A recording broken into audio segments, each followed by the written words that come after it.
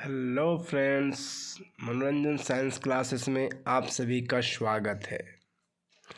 आज हम लोग class 8 chapter number 9 reproduction in animal का क्वेश्चन आंसर हम लोग देखने वाले हैं। इसमें फर्स्ट क्वेश्चन है, explain the importance of reproduction in organism. तो सिंपल बात है कि एनिमल्स में हमारे रिप्रोडक्शन का क्या इम्पोर्टेंस है। तो हम लोग देख सकते हैं कि अगर कोई एनिमल्स अगर रिप्रोडक्शन नहीं करते तो उसके जो ऑफ स्प्रिंग है, स्पीसीज है, वो सर्वाइव नहीं कर सकते। इसलिए उनके जनरेशन को, उनके स्पीसीज को सर्वाइवल के लिए रिप्रोडक्शन बहुत ज़रूरी है, वेरी इम्पॉर्टेंट।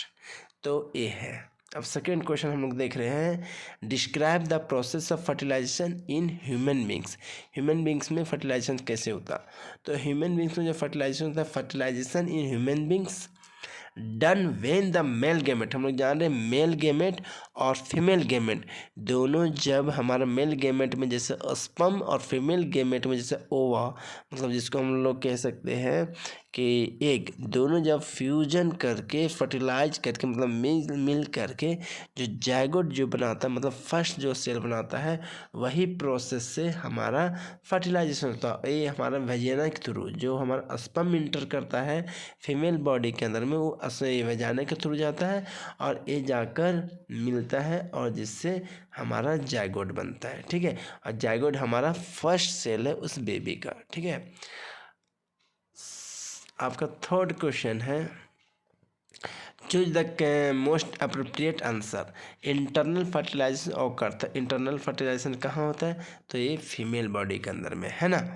तो 3 का ये हो गया। 3 का बी हम लोग देखेंगे कि the tadpole develop into the adult frog by the process of metamorphosis, तो बी हो जाएगा। ठीक है। सी नंबर जो है, the number of nuclei present in zygote. तो जायगोट में जो न्यूक्लियर होता है कितने होते हैं, तो एक होते हैं, सिंगल होते हैं, एक होता है। अब हम लोग नेक्स्ट क्वेश्चन हम लोग देखेंगे 4 नंबर। ठीक है, ट्रू फॉल्स। उसमें फर्स्ट है, oviparous animals give birth to young one, तो ये हमारा फॉल्स हो जाएगा। ठीक है, फर्स्ट का फॉल्स। ठीक है, ओविपोरस यंग वन नहीं देते हैं। ठीक है, वो अंडे को देते हैं, मतलब एक को देते हैं। सेकेंड में मतलब बी में है, 4 का बी है, each sperm is a single cell, तो यस ये ट्रू हो जाएगा। सेकेंड नंबर आपका ट्रू होगा। Third number, external fertilisation take place in frog, तो इसमें भी ट्रू होगा। थर्ड नंबर भी आपका ट्रू होगा, मतलब सी नंबर ट्रू होगा, क्योंकि फ्रॉग में एक्सटर्नल फर्टिलाइजेशन ही होता है। 4 number, a new human individual develop from a cell is called gamete, तो आपका 4 नंबर जो हमारा हो जाएगा वो फॉल्स हो जाएगा। ठीक है, क्योंकि जो न्यू इंडिविजुअल जो बनता है उसको हम लोग गैमेट नहीं कहते, उसको हम लोग जायगोट कहते हैं। E number, egg laid after the fertilization is made of और made up of a single cell, तो आपका 5 नंबर जो होगा वो ट्रू होगा, सिंगल सेल का ही होता है। 5 नंबर ट्रू। 6 नंबर मतलब एफ वाला, ई हो गया F, amoeba reproduce by budding, तो आपका ए हो जाएगा फॉल्स। 6 नंबर हो जाएगा फॉल्स। क्यों, क्योंकि अमीबा में बाइनरी फिशन होता है। ठीक है, फिशन के थ्रू होता है।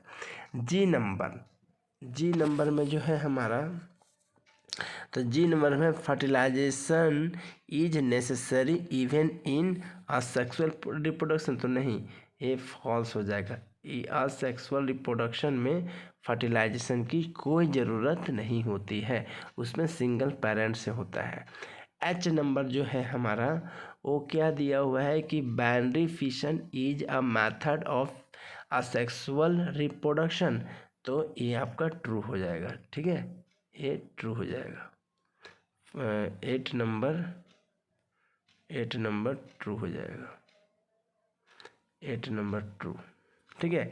9 नंबर, आज zygote is formed as a result of fertilisation, तो आपका 9 नंबर जो है मतलब आई जो है ये ट्रू होगा। यस, जायगोट हमारा बनता है, क्योंकि हम लोग जानते हैं जो फर्स्ट सेल होते हैं जो आफ्टर फर्टिलाइजेशन का फ्यूजन ऑफ मेल और फीमेल गेमेट का, तो उसको हम लोग जायगोट कहते हैं। और जे नंबर में है an embryo is made of single cell, तो एम्ब्रायो जो होता है वो सिंगल सेल का नहीं होता, वो डेवलपिंग स्टेज का होता है, इसलिए फॉल्स हो जाएगा। तो ये है हमारा क्वेश्चन नंबर 4। क्वेश्चन नंबर हम लोग 5 देखेंगे, give two difference between zygote and foetus. तो हम लोग जानते हैं जायगोट क्या होता है, सिंपल बात है कि जायगोट जो होता है स्पर्म और एग जब फ्यूज करता है तो सिंगल न्यूक्लियाई वाला जो सेल बनता है उसी को हम लोग जायगोट कहते हैं, जो कि सिंगल सेल का होता है। जबकि हमारा फ्यूटस होता है वो ग्रोइंग स्टेज का होता है, जिसमें बेबी का बॉडी पार्ट बनता है, जैसे कि लेग्स वगैरह बनता है, ठीक है, तो वो बेबी का पार्ट बनता है। तो ये डिफरेंस है। क्वेश्चन नंबर 6 है, define asexual reproduction, describe two method of asexual reproduction in animal. तो हम लोग जानते हैं असेक्सुअल रिप्रोडक्शन किसको कहते हैं, असेक्सुअल रिप्रोडक्शन उसमें कहते हैं जिसमें सिंगल पेरेंट का पार्टिसिपेशन होता है, इन्वॉल्व होता है, उसको हम लोग कहते हैं क्या, रिप्रोडक्शन, ठीक है, असेक्सुअल रिप्रोडक्शन, ठीक है। और इन दिस इसमें क्या होता है, the reproduction that does not involve, इसमें मेल और फीमेल गैमेट का मतलब कि कोई इन्वॉल्वमेंट रहता है। और असेक्सुअल रिप्रोडक्शन में दो तरह का होता है, बाइनरी और दूसरा होता है बडिंग, ठीक है। तो बडिंग क्या होता है, इन द बडिंग, ठीक है, न्यू इंडिविजुअल डेवलप, जो नया डेवलप होते हैं, ठीक है। तो बडिंग में नया इंडिविजुअल होता है। जबकि बाइनरी फिशन में क्या होता है, उसका जो न्यूक्लियस है वो डिवाइड होकर वो डबल 2 न्यूक्लियस में बनता है, किसमें, तो divide into the 2 nucleus, 2 nucleus में डिवाइड होकर बाइनरी फिशन होता है, ठीक है। तो ये है क्वेश्चन नंबर हमारा 7, in which female reproductive organ does the embryo get embedded. तो एम्ब्रायो किस में जाके इम्बेड होता है, मिलता है, तो the embryo get embedded in wall of uterus का वॉल में, और फिर फर्दर वहाँ डेवलपमेंट होता है, ठीक है। Embryo continue to develop in the uterus में ही डेवलप होता है और ग्रेजुअली डेवलप करता है body part of the human मतलब बेबी का, जैसे कि लेग हो गया, हैंड हो गया, ये सब डेवलप होते हैं, है ना। तो ये किस में, तो यूट्रस में। Question number 8, what is Metamorphosis. तो मेटामॉर्फोसिस होता है जिसमें कि जो फ्रॉग है, जैसे कि टेडपोल में होते हैं, तो टेडपोल से वो ड्रेस्टिकली बहुत अचानक जो कन्वर्ट होके किस में होते हैं, जो कि एडल्ट फ्रॉग में जो कन्वर्ट होता है, उसी प्रोसेस को हम लोग मेटामॉर्फोसिस कहते हैं, जिसमें शुरू में एग होता है, एग के बाद टेडपोल और टेडपोल के बाद एडल्ट फ्रॉग बनता है। अब हम लोग डिफरेंस देख रहे हैं किसके किसके बीच में, इंटरनल फर्टिलाइजेशन और एक्सटर्नल फर्टिलाइजेशन। तो हम लोग जानते हैं इंटरनल फर्टिलाइजेशन किसको कहते हैं, जिसमें मेल और फीमेल दोनों का जब गैमेट मतलब कि सॉरी मेल और फीमेल का जब हमारा गैमेट जब मिलता है तो हमारा, और ये मेल और फीमेल का जो गैमेट मिलता है कहाँ, तो फीमेल बॉडी के अंदर में, मतलब इनसाइड द फीमेल बॉडी। तो इस तरह के फर्टिलाइजेशन को हम लोग कहते हैं इंटरनल फर्टिलाइजेशन।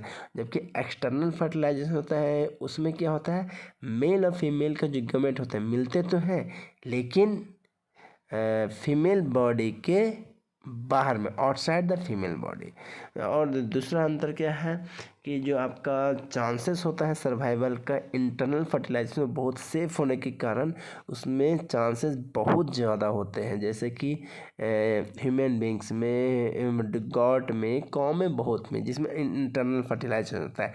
जबकि एक्सटर्नल फर्टिलाइजेशन में चांसेस बहुत कम होते हैं सर्वाइवल, क्योंकि उसमें जो बेबी होते हैं वो बहुत ज़्यादा मतलब कि उनका डेथ होता है, समझे, जैसे कि फ्रॉग के या फिर फिश के बहुत सारे। और इसी कारण फिर यहाँ पर जो थर्ड वाला जो आपका डिफरेंस आ जाएगा कि इंटरनल फर्टिलाइजेशन में जो ऑफ स्प्रिंग होते हैं बहुत कम नंबर में होते हैं, लेस नंबर में होते हैं, जबकि एक्सटर्नल फर्टिलाइजेशन में लार्ज नंबर में होते हैं। क्यों, क्योंकि उसमें डेथ बहुत ज़्यादा होता है। अब 18 नंबर में जिसमें पजल है, इसको आप लोग देख लो इसका क्या है और इसका आंसर यहाँ पर दिया हुआ है। जैसे कि अक्रॉस में देखा जाता है, फर्स्ट में फर्टिलाइजेशन, सेकेंड में इंटरनल, 6 में इंटरनल, 7 में बर्ड्स, 8 में ओवरी। डाउन में जब जाओगे तो 2 में है टेस्टिस, 3 में है जायगोट, 4 में है ओविपोरस और 5 में है बाइनरी। तो इसके साथ ही आज के लिए इतना ही। ये चैप्टर नंबर 9 का NCERT का क्वेश्चन आंसर है। अगर आपको वीडियो अच्छा लगे, नॉलेज अच्छा लगे तो प्लीज़ चैनल को लाइक करें, सब्सक्राइब करें। Thank you. जय हिंद, जय भारत।